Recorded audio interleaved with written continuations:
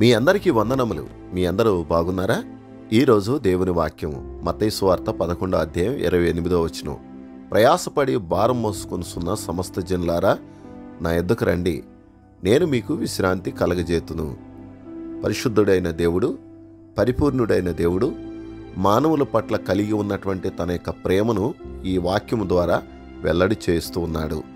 ముఖ్యంగా మనం గమనించినట్లయితే మానవుని యొక్క జీవిత విధానం అంతా కూడా ప్రయాసతో, భారముతో మానవ యొక్క జీవితాన్ని గడుపుతూ ఉన్నాడు.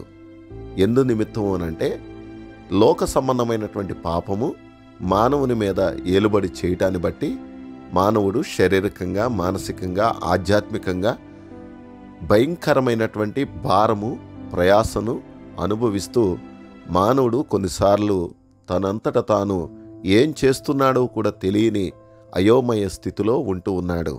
అయితే దేవుడు ప్రేమామయుడు. మానవుని యొక్క భారమును, ప్రయాసను తీసివేసి పరలోక రాజ్యానికి వారసులుగా చేయటానికి మరియు ఈ లోకములో జీవించి ఉండగానే విశ్రాంతిని కలిగించి నెమ్మదినివ్వటానికి యేసుక్రీస్తు ప్రభుల వారు ఇష్టపడుతున్నాడు.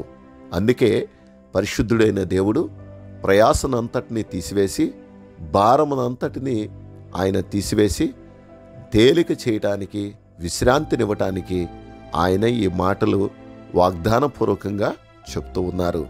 ప్రియ సహోదరుడా, సహోదరి, నీవు ఈ వాక్యాన్ని ఎలా అర్థం చేసుకున్నా ఒక్కటి మాత్రం నిజం. నీవు ఎలాంటి భారముతో, బాధతో, వేదనతో, దుఃఖముతో ఉన్నా ఒక్కటి మాత్రం నిజం.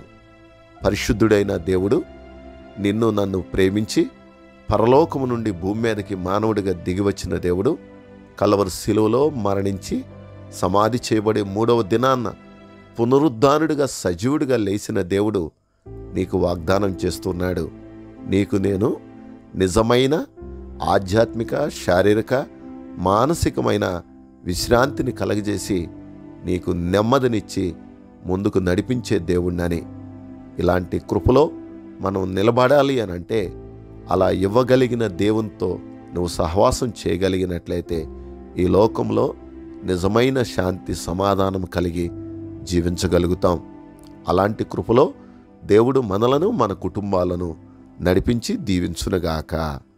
ఆమెన్.